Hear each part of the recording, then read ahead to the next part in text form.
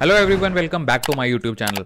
आप में से बहुत सारे ऐसे लोग हैं जो कि क्रेडिट रिस्क में इंटरव्यू क्रैक करना चाहते हैं, बट आप लोगों को प्रायर एक्सपीरियंस जो है वो क्रेडिट रिस्क का नहीं है।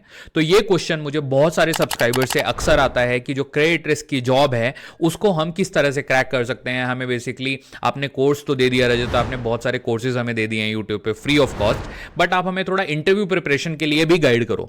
तो ये होने वाला है ultimate video for the interview preparation of credit risk domain. आप में से अगर कोई भी ऐसा है जो कुछ भी नहीं जानता है, बेसिकली बिल्कुल फ्रेशर लेवल से स्टार्ट करने वाला है, ये वीडियो उसको भी हेल्प करने वाला है।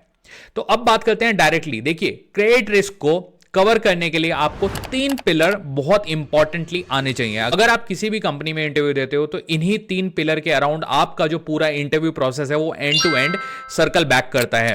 तो सबसे पहला जो हमारा पिलर है, credit risk knowledge and business fundamental. Pillar number 2 है डेटा एंड मॉडलिंग एनालिटिक्स।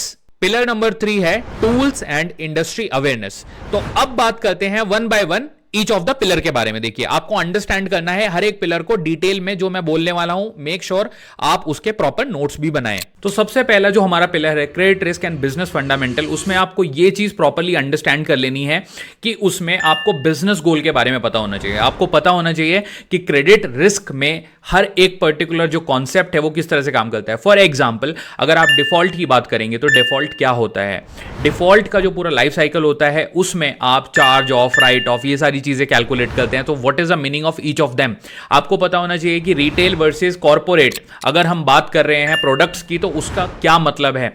आपको पता होना चाहिए कि किस तरह से बाजल के अंदर गाइडलाइंस डिफाइन की गई हैं, किस तरह से IFRS 9 के अंदर पूरा फ्रेमवर्क डिजाइन किया गया है।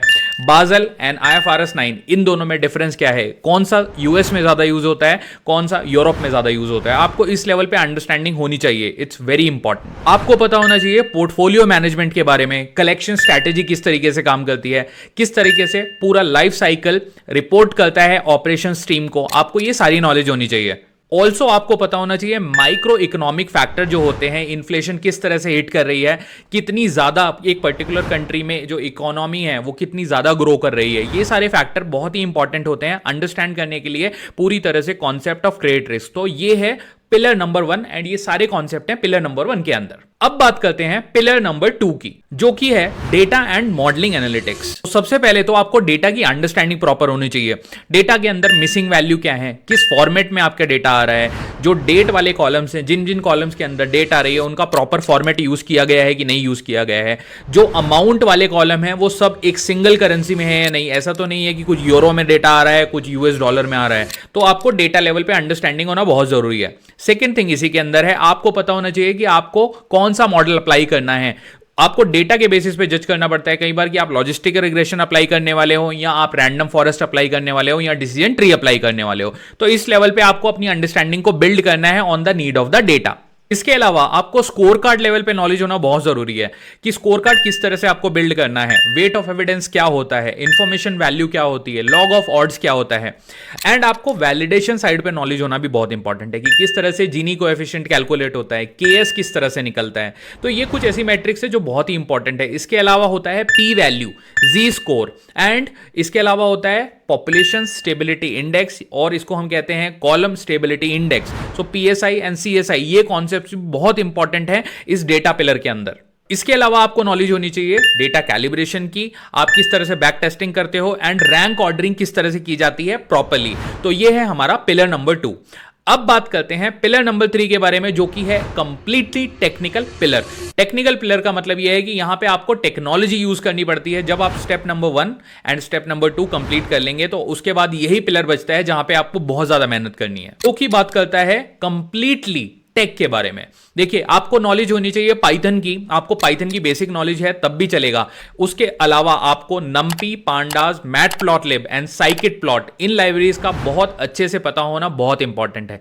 क्योंकि जब भी आप मॉडल बिल्ड करते हैं तो पाइथन में यही सारे टूल यूज किए जाते हैं। इसके अलावा इंडस्ट्री में SAS जो कि स्टैटिस्टिकल एनालिसिस सिस्टम है, ये काफी ज्यादा यूज किया जाता है, और बैंकिंग में ये काफी हद तक बहुत पुराने टाइम से यूज हो रहा है, बिकॉज ये एक पेड सॉफ्टवेयर है और वो पूरी सर्विसेज प्रोवाइड करता है बैंक को एंड टू एंड, जबकि पाइथन एक ओपन सोर्स है। तो बैंकिंग में आज भी SAS काफी ज्यादा यूज होता है। इसके अलावा जो थर्ड टेक्नोलॉजी यूज होती है वो है आर लैंग्वेज अपने आप में स्टैटिस्टिशियन लैंग्वेज कहलाती है। माइक्रोसॉफ्ट में बहुत ज्यादा हैवी लेवल पे ये यूज की जाती है, तो ये भी एक आपको गेटवे दे सकता है इस पर्टिकुलर डोमेन के अंदर। इसके अलावा जो बैकबोन है वो है एसक्यूएल का आना आपको बहुत जरूरी है। तो ये तो रहा प्रोग्रामिंग लेवल पे। अब बात करते हैं विजुअलाइजेशन की, क्योंकि आपको जब भी आप क्रेडिट रिस्क का कुछ भी स्कोर कार्ड या कुछ भी बिल्ड करोगे, आपको उसको शो करना है।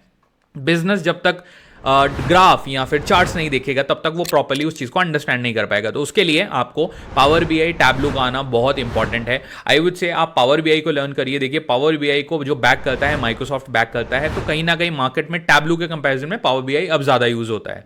ये बहुत ही इंपॉर्टेंट फैक्टर है जो आपको पता होना जरूरी है। पिलर नंबर 3 भी इक्वली इंपॉर्टेंट है guys. People sometime don't focus on tech, but tech equally important है, क्योंकि इंडिया में जो ज्यादातर जॉब मिलती है वो आपको टेक के बेसिस पे ही मिलती है। तो आई होप ये जो 3 पिलर हैं ये आपको प्रॉपर्ली समझ आए होंगे। अगर आपको इनकी अंडरस्टैंडिंग प्रॉपर्ली आ जाएगी, उसके बाद 99.99% आपका इंटरव्यू क्रैक होने से कोई नहीं रोक सकता, अनटिल और अनलेस कि आपका पैकेज उनसे मीट नहीं हो रहा, उनकी एक्सपेक्टेशन से आपका पैकेज ज्यादा जा रहा है। That can be the only case. अगर आप इन तीनों पिलर पे काम करोगे, आई कैन अश्योर यू आप क्रेडिट रिस्क में या तो इस कंपनी या तो उस कंपनी में जॉब क्रैक कर ही लोगे। नोट पे आप लोगों से सिर्फ इतना कहना चाहूंगा, अगर ये वीडियो आपको इन्फॉर्मेटिव लगा है तो प्लीज इस वीडियो को लाइक करिएगा, कमेंट करके अपना पर्सपेक्टिव, अपने एक्सपीरियंस शेयर करिएगा, क्योंकि आप लोग भी काफी इंटरव्यू दे रहे होंगे ऑब्वियसली, एंड वो आपके जो कमेंट है वो दूसरों की हेल्प कर सकते हैं। एंड अब लास्ट में आप लोगों से कहना चाहूंगा कि अगर आपको मेरा एफर्ट पसंद आ रहा है तो प्लीज इस वीडियो को ज्यादा से ज्यादा लाइक करिए एंड मेरे चैनल को सब्सक्राइब करना बिल्कुल मत भूलिएगा। I am waiting for your comment. कोई क्वेश्चन कंसर्न है तो उसका मैं 110% रिप्लाई करता हूं। आई होप इस वीडियो को देख के आपका अगला क्रेडिट रिस्क का जो इंटरव्यू है वो पूरी तरह से क्लियर होने वाला है। All the best everybody, and I hope कि आप लोग जब अगली बार चैनल पे आए तो एक जॉब के थ्रू आए, ताकि आप मुझे वो कमेंट करके बता सके कि रजत आपके इस गाइडेंस की वजह से हमें जॉब मिली है। Thank you so much guys, all the best.